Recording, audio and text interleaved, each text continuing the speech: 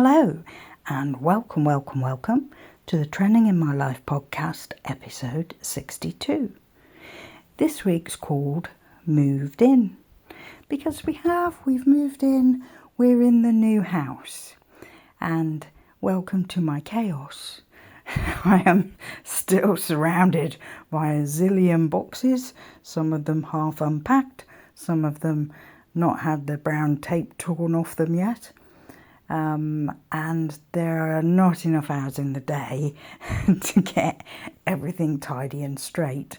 So I'm giving myself a break and saying, you've just got to do it a little bit at a time. And tomorrow I go back to work, so it's going to have to be sort of one box each evening, something like that. We're in. The last week was pretty chaotic. I didn't post anything on YouTube because I was getting up at 5 o'clock and I was up till midnight packing for 3 days, and then there was the moving day, which went incredibly well. I mean, bits are dropping around me from things that I'm nearby.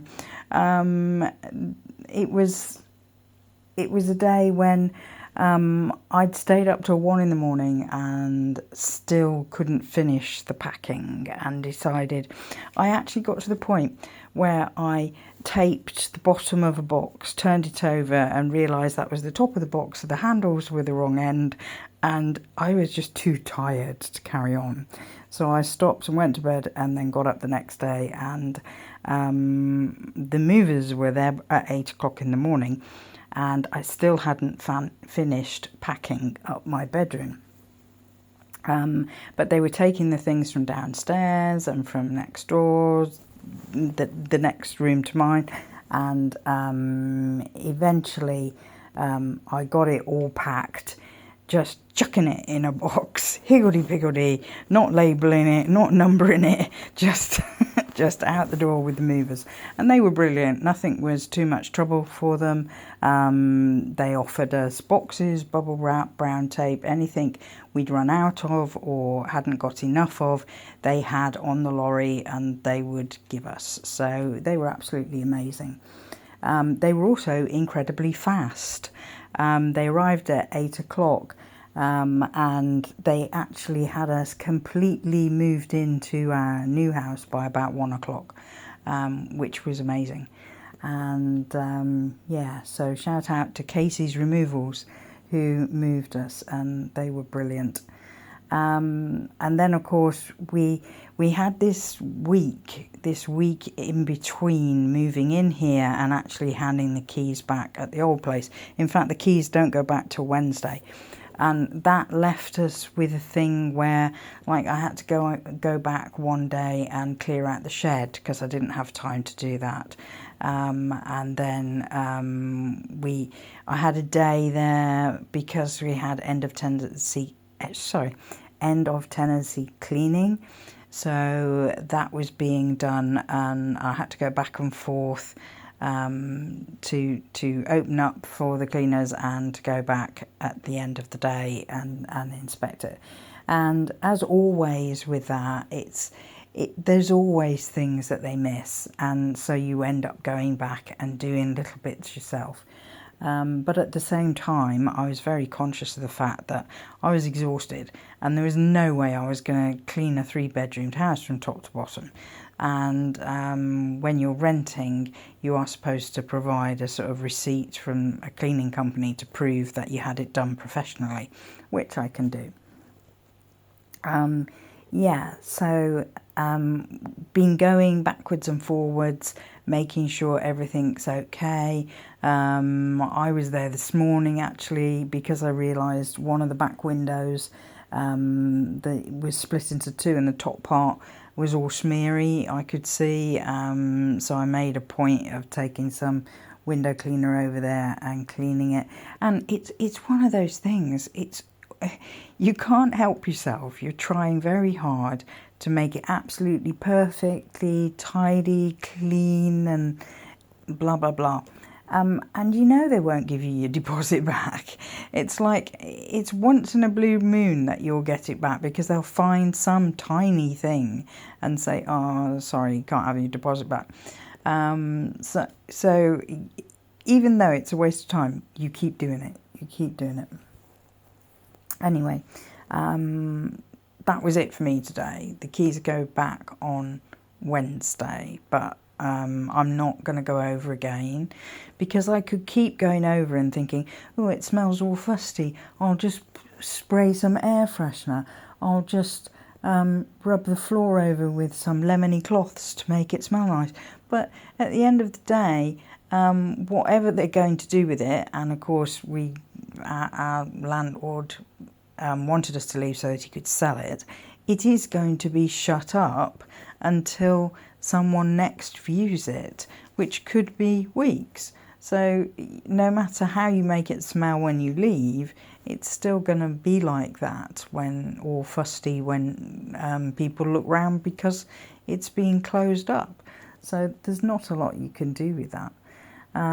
Yeah, and there were one or two little problems with things going wrong in the house just as we were leaving, that needed fixing, which is really annoying, because you say to yourself, this isn't my house anymore, you know, this isn't where I'm living anymore. But if something goes wrong while you're still responsible for it, you still have to fix it. So yeah, and then the new house. I'm sat in it now. I'm hoping to video later today, but I just don't know whether I will or not, because I don't actually know where my laptop is at the moment. Anyway, so hopefully I'll edit this, but I don't know whether I'll get to do any filming later. Yeah, so the new house, there were problems at the new house as well. The freezer, the freezer part has sort of the mechanism that's in the top of the freezer, which is like, I'm drawing it with my hands and you can't see it. It's like a sort of wavy coil effect thing, has dropped down into the first drawer, and so prevents you opening that first drawer, but it's also broken, basically, if that has happened. And because it's part of a fridge freezer, therefore the whole fridge freezer needs replacing, which we reported immediately. But the problem with that is, this is England, and landlords don't jump to fix things. You know, they've already got your rent money. It takes them ages to fix things. Now, we had our own small freezer, which we bought with us, so that was fine, but we didn't have a fridge. And of course, you can't have milk for a cup of tea, you can't have milk for your cereal, you can't have a cold drink. There's sort of a zillion things that suddenly you realise you rely on a fridge for. So we quickly ordered one and had it delivered. We moved on the Wednesday and we had that delivered on the Friday. So we do have a fridge and a freezer separately. They're the small under the counter type ones. And that's another thing we realised. You know, you're used to walking up to a fridge freezer and opening the fridge part at the top. And now we've got a fridge part where you have to sort of bend double to look inside it. So that's a whole new experience. But it's a fridge, and, you know, let's not get away from the fact that we are so grateful that we managed to get a fridge delivered so quickly, so that we've got it. So if you can hear any humming, that's what's behind me. Yeah. And I mean, it was an expense that we didn't want to have to pay out for. On top of all the moving expenses, we then had to pay out for a fridge. And, you know, lots of friends, especially who are in different countries, have said to me, you know, oh, but, you know, the tenant has rights and the landlord should. And, you know, this is the UK, and as tenants, you don't get protected well at all. And this is you know, you can quote any laws and stuff, but the reality is, The owners, the landlords of properties, they do as they please, and their attitude is always, well, if you don't like it, leave. You know, that's how they treat the tenants. And of course, when you're in the London area as well, there's always 10 tenants that want that same property that you're in. So it's not something that you can mess around with. You just have to lump it. So I will keep you informed about how many weeks, months, etc. it takes before we actually get a working fridge freezer in here. The kitchen is also very small, so the fridge and the freezer that we have, plus the dryer, is all sat in the room I'm in now, which is like a lounge diner, living room diner. But it's also got dividing doors that you can have shut in between. We haven't got them shut, we've got them open, and that makes a nice light space all the way through.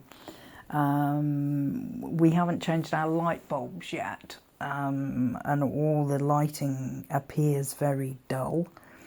And we're used to LED lights, and we brought them with us, but the problem is the ceiling light in the living room it's weird. It's like a big white ball with bits on it. Maybe I'll make that the photo for this podcast. But inside there is about 9 light bulbs attached to the main light fitting, which means to put LED lights in there would be crazy. We can't do that. So we're thinking of maybe getting a side lamp, something like that. I think the room, I've sat in there in the evenings, does lend itself to that kind of thing, especially with the back open as well, because it's a very long room. I love having, there's like French doors out onto the back garden, and I love that because it's got like a porch over it. It's very basic. It's like corrugated plastic roofing on some wooden posts, but they've put some plastic flowers over it at the roof level, which looks pretty. And it's rained a lot also since we moved in. That's the fridge. I don't know whether you heard that, but that's the fridge. It's rained sort of showers, really heavy showers, and then sunshine, and then really heavy showers. But I've actually sat on my garden bench under that porch when it's been raining outside, and it's really nice. And it's not noisy because my room is above where I'm sat now in the dining room, and it faces the garden, and it's got that corrugated plastic roof outside underneath it. But when it rains on it, it's quite quiet. I think it's if you get corrugated metal, that it's very noisy when the rain hits it. But yeah, the weather has changed hugely. I mean, walking along the street, there's loads of leaves on the ground. They're turning brown on the trees. Conkers, horse chestnuts, are falling off the trees onto the ground. Now, that traditionally is end of September, October time. Kids put them on strings, play this game where they bang them together, and the one that breaks, the one that breaks loses, the one that stays in shape wins. But this is very much autumn, fall. It's not, I mean, this is the last day of August. And I'm like, what happened here? August has always been a hot summer month. And the thing is, I get up in the mornings and I've not been able to shake my sort of very early starts. I've actually been getting up at 5:30 every morning, and it's cold. It's cold at that time in the morning. And then the thing is, by 1 o'clock, it's like 21 degrees and the sun's out, and it's like summer again, and it's a mess. The weather is a mess. But somebody said we are due continuous rain for days and days and days. So I've dug out my waterproof coat, and today I had to go to the nearest shopping centre to get some waterproof trainers. I have trainers, but you don't think about having the waterproof ones because we quite often skip from summer to winter here, and then it'll be cold rather than a lot of rain. But yeah, it's been very showery. So yeah, I'm surrounded by boxes and exhausted, and have been for the past week. Such is the fun of moving. But yeah, the main thing is we're here, and like I said, today was the last day I'm going back to the old house to do any window cleaning, repairs, whatever. And that's nice for me because I felt I couldn't, when those keys go back on Wednesday, finally that's that cord cut. That means, this is home, and it does feel like home, which is wonderful. It's just a huge mess. We've also had neighbours. One of them, I know the name of the neighbours, both sides of me now. They both introduced themselves to me, and one of them was telling me that most of the people in the houses around us have lived here for years and years and years. So they're all a bit concerned about who would be renting this house because they weren't sure. Would it be rowdy people? Would they be partying all the time? Stuff like that. So they feel reassured now that they've met me. But that's unusual. I've moved loads of times within the last, how long have I lived in London now? 15 years. I've moved loads of times into different parts of London, renting places, and never had neighbours introduce themselves. Never. So that was a bit like, oh wow, this is different. And one even brought round a card, welcome to the neighbourhood as well, which was very sweet. And yeah, it's also an incredibly quiet road. We lived on a bus route before, and the time before that actually. So we're used to one side of wherever we live having traffic noise, and the last place also had train noise. So yeah, you can go hours without a car going past and it's just really quiet. But anyway, I will keep you informed, hopefully with videos rather than podcasts, so you can see the progress of things getting into shape in the place. But I'm also conscious of the fact that the last week in particular has been particularly exhausting. So I also want to give myself a break from doing too much, we have to unpack everything kind of mentality, and just take it one step at a time. Plus, I want to get back to doing YouTube. I want to be out and about and filming and putting out content because I miss it. And because I mean, this whole weekend hasn't, there hasn't been any fun bits. Looking forward to getting back to that, all the fun bits. Anyway, please like, comment, subscribe, share with a friend, and come back next time. Bye for now.